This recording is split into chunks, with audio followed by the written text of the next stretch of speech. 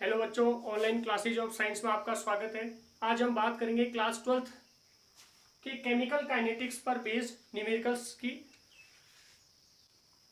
तो इस चैप्टर में जितने भी न्यूमेरिकल्स हैं, जनरली अगर आपको फॉर्मूले याद है तो केवल फॉर्मूले में आपको वैल्यू रखनी है और इजीली निकल जाते हैं और बहुत स्कोरिंग भी है, बहुत इजी क्वेश्चन है। देखिए, या तो ज़्यादातर जो न्यूमेरिकल है वो फर्स्ट ऑर्डर रिएक्शन पे बेस्ड है। जितने भी न्यूमेरिकल हैं, जो इंटीग्रेटेड रेट इक्वेशन हमने पढ़ा था, जो डिराइव किया था कि के इज इक्वल टू 2.303/T,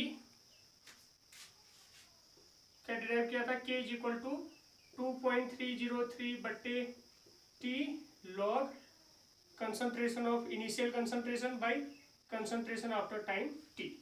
ठीक है, इस पे बेस न्यूमेरिकल है, ये फॉर्मूला याद कर लीजिए। या फिर फर्स्ट ऑर्डर रिएक्शन में ही हाफ लाइफ पे related, half life of first order reaction is equal to 0.693/K, यानी रेट कांस्टेंट। ये दो फॉर्मूला याद कर लीजिए। मैक्सिमम क्वेश्चन आपके सॉल्व इन्हीं में से हो जाएंगे, केवल वैल्यू रखनी पड़ती है। और एक चीज और याद रख लेना, अगर रेट दिया होगा आपको, अगर आपको रेट इक्वेशन दी होगी, यानी अवकल वेग समीकरण दिया होगा, उससे ऑर्डर ऑफ रिएक्शन निकालना है या रेट कांस्टेंट की यूनिट निकालनी, वो भी आप निकाल सकते हैं ऑर्डर ऑफ रिएक्शन के लिए। Rate is equal to K concentration of A की पावर एक्स और कंसंट्रेशन ऑफ बी की पावर अगर वाई है, देन ऑर्डर ऑफ रिएक्शन यानी अभिक्रिया की कोटि क्या हो जाएगी, ऑर्डर क्या हो जाएगा, order is equal to X plus Y हो जाएगा। इसी बेस पे के की वैल्यू भी, के की यूनिट भी हम निकाल सकते हैं। आइए बात करते हैं, आपके एक्सरसाइज क्वेश्चन से स्टार्ट करते हैं। जो फर्स्ट क्वेश्चन है आपके एक्सरसाइज का,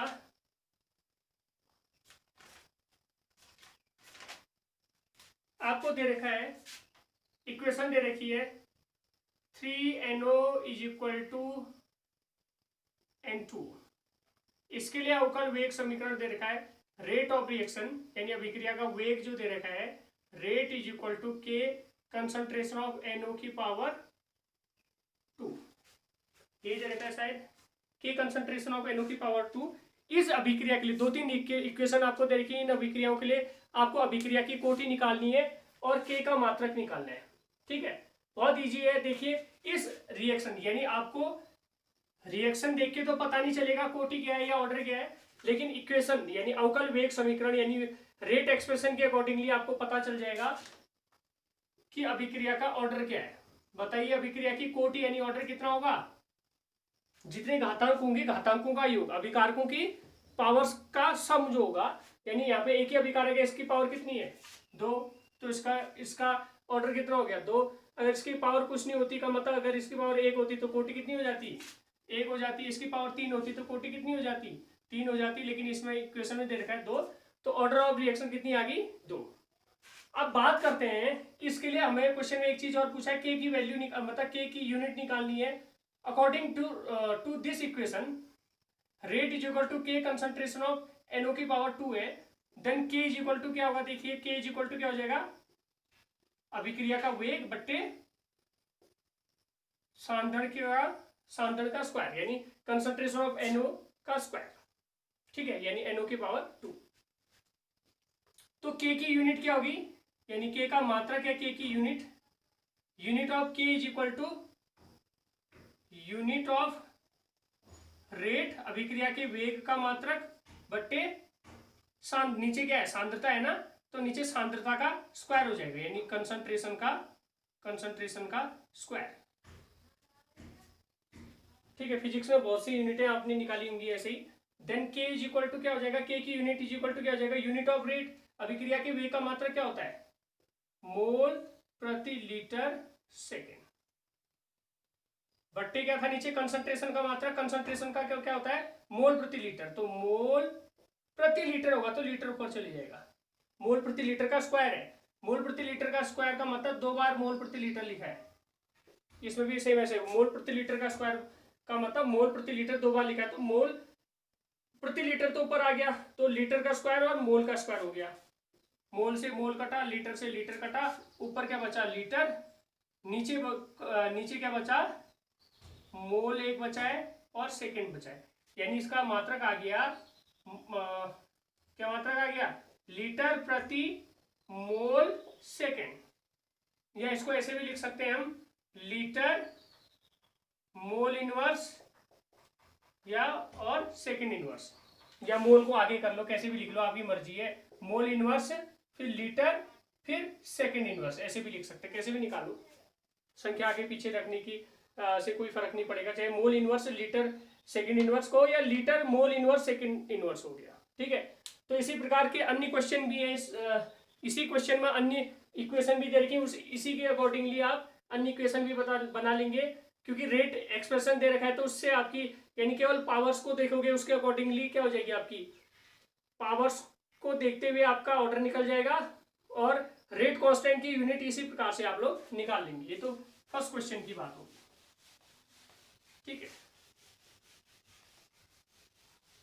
next question,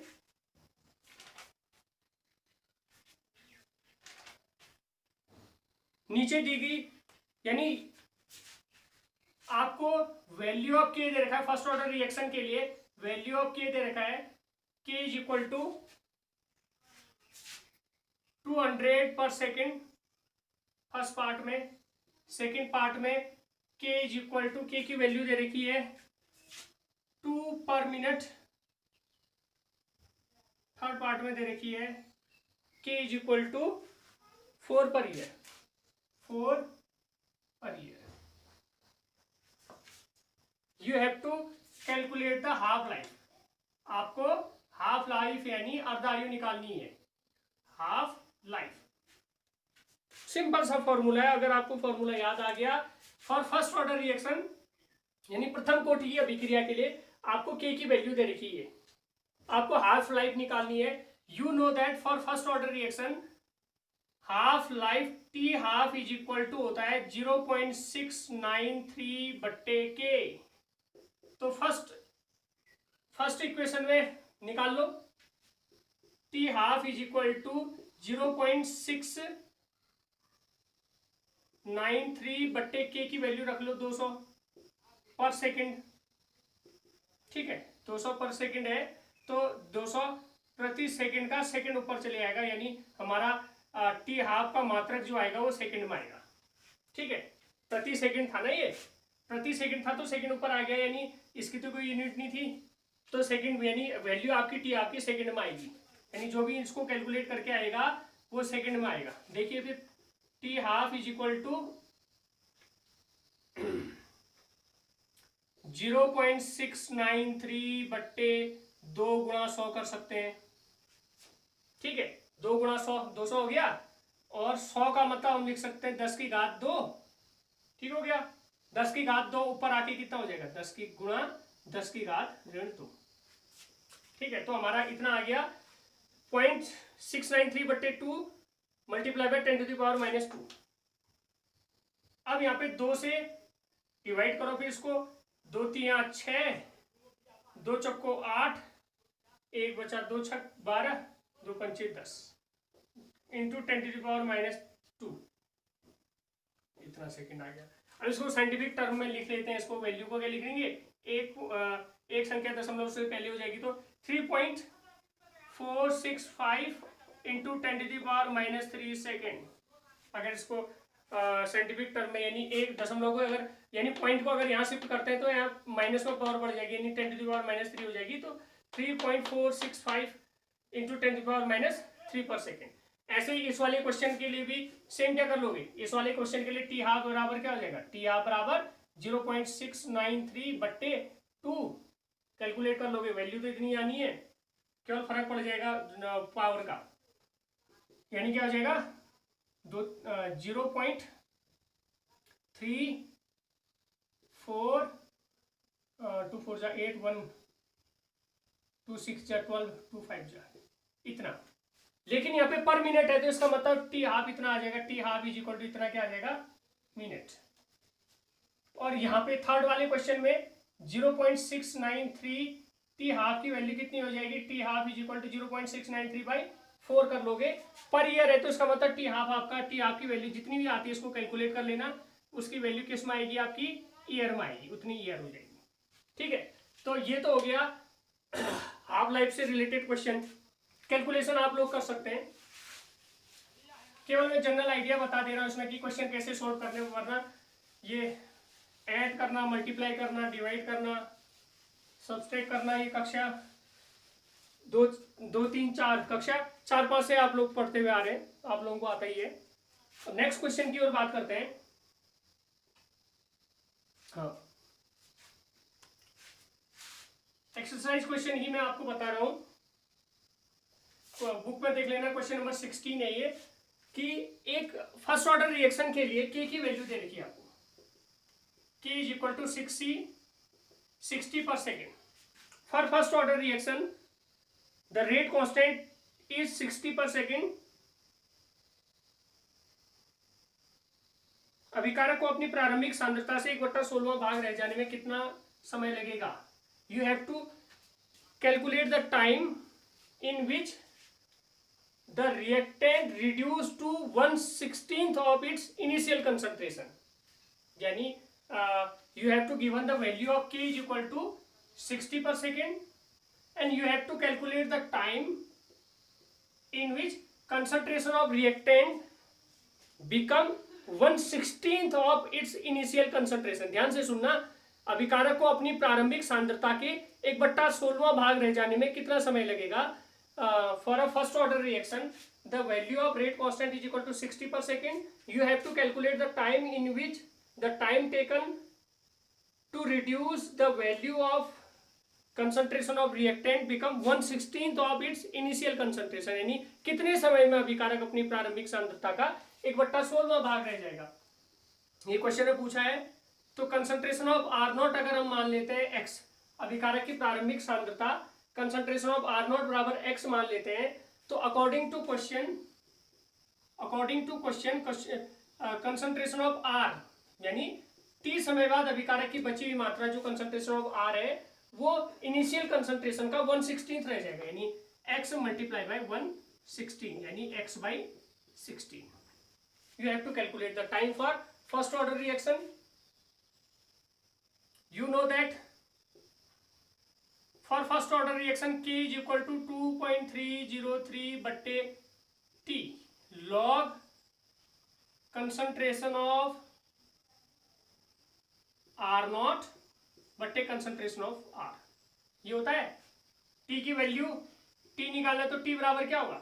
T is equal to 2.303 बट्टे K यहाँ आ जाएगा, log concentration of R0, initial concentration x माना, हमें निकालना है वह समय जिसमें the time at which the concentration of reactant become 1/16 of its initial concentration, यानी कंसंट्रेशन ऑफ अगर R0 is equal to x था तो concentration of R become x by 16 है, तो 16 ऊपर चले जाएगा, 16 से 16 कट गया, ठीक है। तो T इज इक्वल टू 2.303 बट्टे K की वैल्यू दे रखी क्वेश्चन में 60 पर सेकेंड में अगर दे रखा है तो याद रख लेना T का मान सेकंड में आएगा, ठीक है। 60 पर सेकंड दे रखा है, क्योंकि यहाँ मोल पर लीटर से तो मोल पर लीटर कट गया, यहाँ पे सेकंड ही सेकंड बचा पर सेकंड, तो वो पर सेकंड का सेकंड में आ जाएगा आंसर।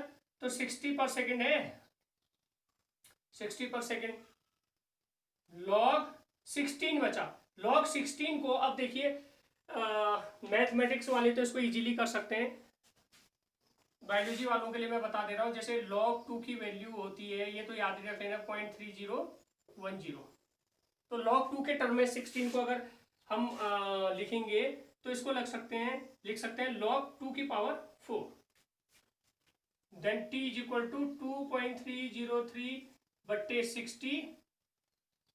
अब यहाँ पे 2 की पावर 4 है तो 4 log 2 हो जाएगा, ठीक है, 4 log 2, और log 2 की वैल्यू कितनी होती है 0.3010, then t is equal to 2.303 बट्टे 60 multiply by 4 multiply by log 2 की वैल्यू लिख लो कितना 0.3010, ठीक है। तो इन सबको कैलकुलेट 2.303 बट्टे 60 log 4 log 2 आ गया, log 2 की वैल्यू 0.3010 कर दिया, तो इस सबको कैलकुलेट करके आ रहा है 4.62 4.62 multiply by 10⁻⁻² second, 4.62 into 10⁻⁻² second.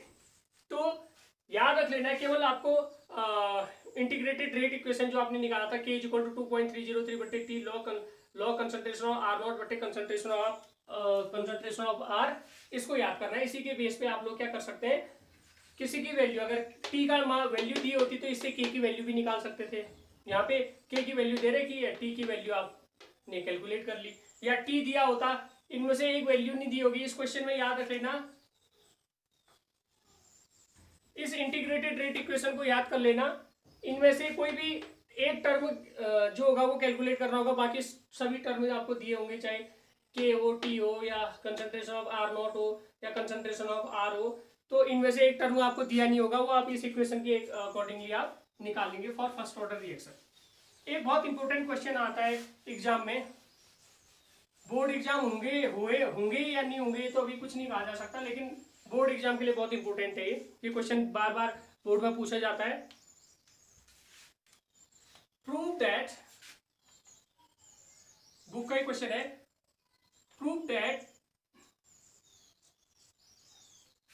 क्या क्वेश्चन देख लेते हैं कि क्वेश्चन क्या है। You have to prove that for a first order reaction 99% अभिक्रिया को कंप्लीट होने में जो टाइम लगता है वो 90% अभिक्रिया को कंप्लीट होने में लगने वाले टाइम का ये जो होता है दुगना होता है। You have to prove that for a first order reaction to complete 99% of the reaction is just double of the time taken to complete 99% reaction is just double than to complete 90% reaction। यानी 99% अभिक्रिया को पूर्ण होने में लगा समय 90% अभिक्रिया को पूर्ण होने में लगे समय का दुगना होता है। यानी for a first order reaction में आपको प्रूव करना है कि 99% अभिक्रिया को कंप्लीट होने में जो टाइम लग रहा है, इसमें जो टाइम लग रहा है, माना कि ये T99 है और 90% अभिक्रिया को पूर्ण होने में लगा समय माना T90 है, तो ये वाला समय 99% रिएक्शन को कंप्लीट होने में लगा समय जो है 90% पूर्ण होने में लगे समय का ये वाला समय जो है वो दुगना है, यानी जस्ट डबल है। इसको आपने प्रूव करना है। तो कैसे प्रूव करोगे, क्वेश्चन को पढ़ने के लिए आप क्वेश्चन नंबर आप बुक में देख लेना, बहुत इंपॉर्टेंट क्वेश्चन है, बुक से रिलेटेड है, एक्सरसाइज क्वेश्चन में दे रखा है। तो फर्स्ट ऑर्डर रिएक्शन है ये, देखो फर्स्ट ऑर्डर रिएक्शन के लिए अगर हम मानते हैं concentration of R0 is equal to x, अभिकारक का प्रारंभिक सांद्रण concentration of R0 is equal to हमने x मान लिया, ठीक है, x मोल पर लीटर मान लिया। अब प्रश्नानुसार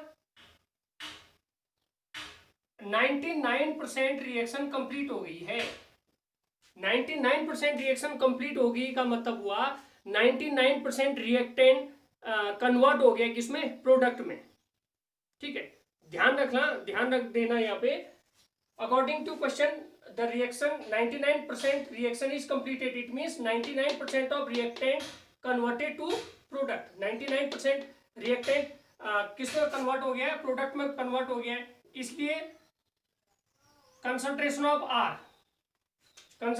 R कितना बचेगा, फिर कंसंट्रेशन ऑफ R कितना बचेगा, यानी ये बची हुई मात्रा है ना, कंसंट्रेशन ऑफ R जो है t समय बाद बची हुई मात्रा जितनी है, यानी concentration of R is equal to हो जाएगा x माइनस 99% ऑफ x।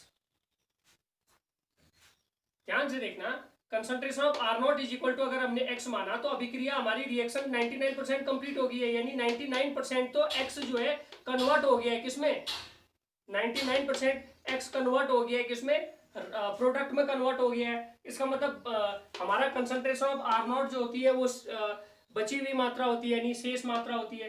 तो concentration of R is equal to हो जाएगा x minus 99x/100 is equal to x/100, ठीक है, इज इक्वल टू x/100। अभिक्रिया 99% रिएक्शन अगर कंप्लीट हो, if the reaction is 99% completed, it means the remaining concentration of reactant, remaining concentration of reactant is equal to x minus 99% of x, means x by 100. Putting the value in rate equation, now putting the value in integrated rate equation, we know that k is equal to 2.303 by t, यहाँ पे t 99 माना, हम suppose कर लेते हैं reaction को complete होने में 99% रिएक्शन कंप्लीट होने में t99 का समय लगता है, यानी t इज इक्वल टू हमने सपोज कर लिया t99, तो k इज इक्वल टू 2.303 बट्टे t99 log concentration of R not, पहले लिख लेते हैं, चलो आप लोग कंफ्यूज हो, concentration of R not by concentration of R, ठीक है। अब यहाँ पे देखना, हमने t निकालना है, t99 की वैल्यू निकालनी है, तो t99 बराबर क्या हो जाएगा 2.303 बट्टे के log concentration of R not बट्टे कंसंट्रेशन ऑफ आर, तो कंसंट्रेशन ऑफ आर नॉट की वैल्यू लिख लो, कितनी मानी थी हमने concentration of R not, x बट्टे कंसंट्रेशन ऑफ आर कितना आया x बाई 100, चलो यहीं पे लिख दिया x बाई 100 आया, ये 100 ऊपर चले गया, x से x कट गया, यानी हमारे पास वैल्यू आई t99 इज इक्वल टू 2.303 बट्टे के log 100, log 100 is equal to, हम लिख सकते हैं log 100 is equal to t99 is equal to 2.303 बट्टे के लॉग 10 की पावर 2, यानी 10 की पावर 2 लिख दिया, तो इसका मतलब क्या हो गया 2 log 10, log 10 की वैल्यू 1 होती है, तो 2 log 10 इज इक्वल टू कितना हो जाएगा, वैल्यू कितनी आएगी इसकी, log 100 की वैल्यू हमारी आ गई 2, ठीक है, log इसकी पूरे की वैल्यू कितनी आ जाएगी, क्योंकि log 10 की वैल्यू 1 होती है, तो 2 multiply by 1 is equal to 2 आ जाएगी। वैसे भी क्योंकि यहाँ पे बायोलॉजी वाले भी होंगे, तो वो जनरली याद रख लेना, log 10 is equal to, log अगर है 10 इज इक्वल टू 1, एक के पीछे जितने जीरो log की वैल्यू उतनी, log 100 is equal to value 2, log 1000 is equal to कितने, 1000 में 3 जीरो है तो वैल्यू 3, log 10,000 होंगे तो वैल्यू 4, तो यहाँ पे डायरेक्टली भी इसकी वैल्यू कितनी लिख सकते हैं हम, ठीक है, सीधे इसकी वैल्यू लिख लो 2, इसको मान लेते हैं इक्वेशन नंबर 1, ठीक है। ये इक्वेशन 1, यानी हमने क्या कैलकुलेट किया यहाँ पे, time taken to complete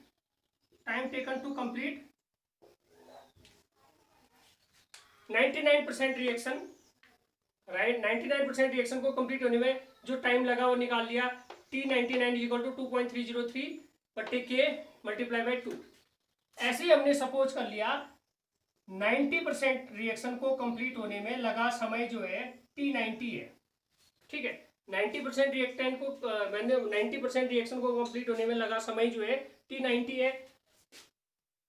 initial concentration R not is equal to x, we know that 90% reaction is completed, it means 90% of reactant converted to product, so remaining quantity of reactant concentration of R is equal to, according to question, x minus 90% of x, 90% of x का मतलब हुआ ये, so concentration of R is equal to कितना हो जाएगा 100 minus 90x by 100 is equal to 10x by 100 is equal to x by 10. So value of concentration of R is equal to, after t90 time, यानी 90% जब reaction complete हो जा रही है, इसका मतलब 90% रिएक्टेंट जो है वो किस में कन्वर्ट हो गया, जैसे इस रिएक्शन में 99% रिएक्शन कंप्लीट होगी, तो हमने ये मान के चले कि 99% रिएक्टेंट प्रोडक्ट में कन्वर्ट हो गया, तो बची हुई मात्रा कितनी आई x by 100। ऐसे यहाँ पे remaining concentration of reactant concentration of R is equal to x minus 90% of x, यानी कितना बचा, रिमेनिंग कितना बचा x by 10।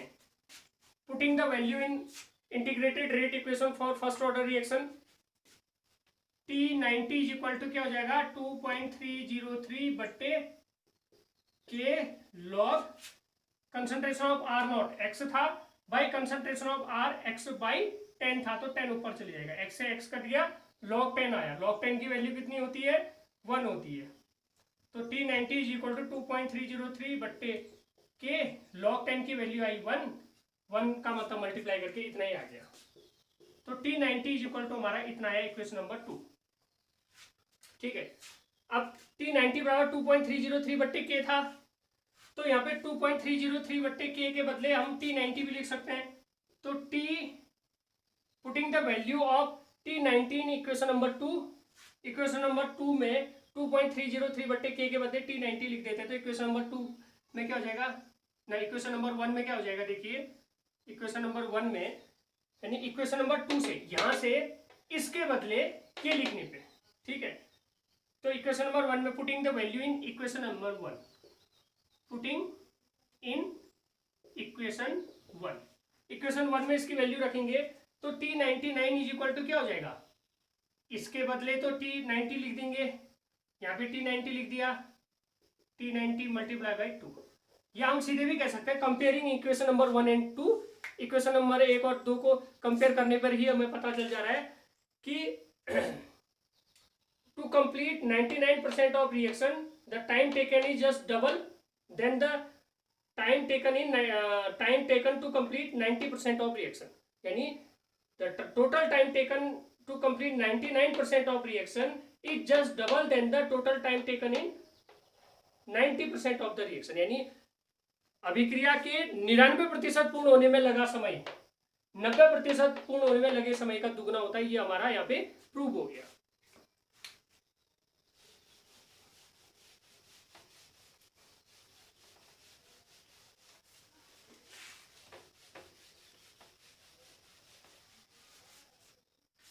तो अब इससे रिलेटेड अन्य एक क्वेश्चन और आता है,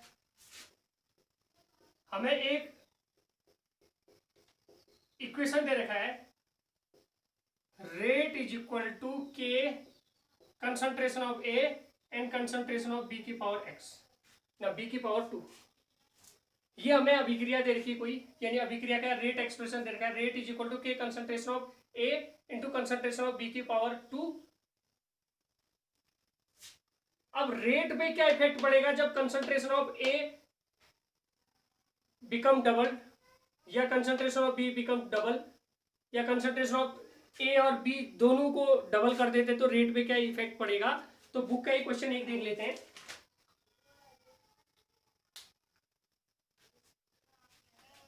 यानी एक रेट इक्वेशन दे रखा है, rate is equal to K concentration of A की power A and concentration of B की पावर 2। यानी एक क्वेश्चन में दे रखा है आपका कि a reaction is first order in terms of reactant A and second order in reaction in terms of reactant B. यानी you have to given that the uh reaction is first order in terms of reactant A and second order in terms of reaction और in terms of reactant B. यानी एक अभिक्रिया ए के प्रति तो प्रथम कोटि की और बी के प्रति द्वितीय कोटि की है, इसके लिए अवकल वेग समीकरण लिखिए, यानी इसके लिए रेट एक्सप्रेशन लिखिए।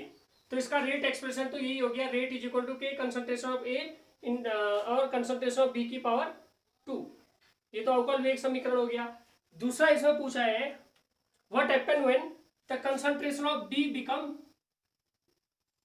ट्रिपल। यानी आपको अगर बी की सांद्रता को तिगुनी कर देंगे, यानी 3 टाइम्स अगर बी की सांद्रता कर देंगे तो रेट पे क्या इफेक्ट पड़ेगा, ये देखते हैं। तो इन क्वेश्चन को करने के लिए देखिए, आप इनिशियल कंसंट्रेशन मान लीजिए, माना concentration of A is equal to X, concentration of B is equal to Y, ठीक है।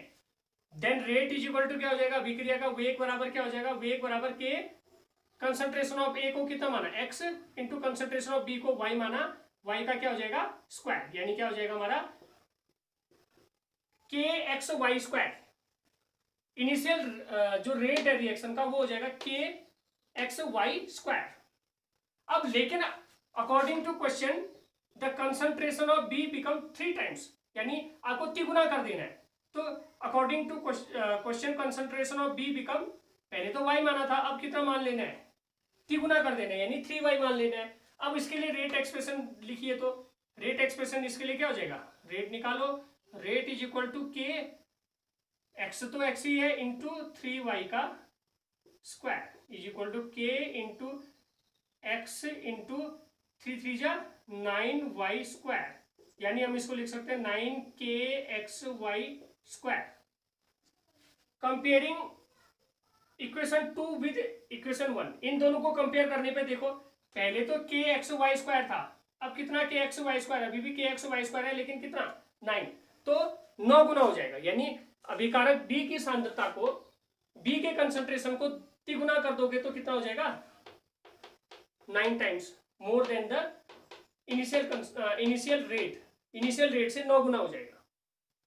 अब अगला पार्ट है इसका कि अगला पार्ट कहता है कि ए और बी दोनों की सांद्रता को दुगनी कर देने पर, इफ यू यानी according to question concentration of A become 2x and concentration of B become 2y, so rate is equal to अभिक्रिया का वेग क्या हो जाएगा k 2x इंटू 2y का स्क्वायर, तो rate is equal to k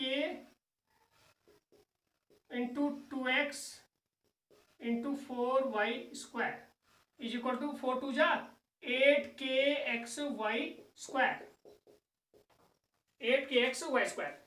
equation 1 से अगर कंपेयर करोगे तो देखो यहाँ पे kxy स्क्वायर था, अब कितना kxy स्क्वायर हो गया 8kxy स्क्वायर, तो कितने गुना बढ़ गया 8 टाइम्स, 8 गुना बढ़ गया, अभिक्रिया का वेग पहले की तुलना में 8 गुना बढ़ गया।